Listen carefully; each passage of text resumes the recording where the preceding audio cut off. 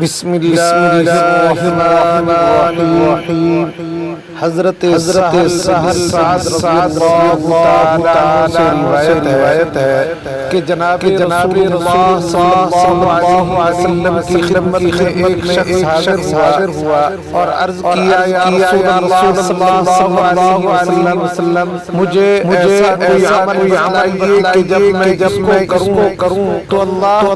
تعالیٰ سے محبت کرے اور کے بندے بھی مجھ سے محبت کریں۔ آپ صلی اللہ علیہ وسلم نے ارشاد فرمایا کہ دنیا کی طرف سے اعراض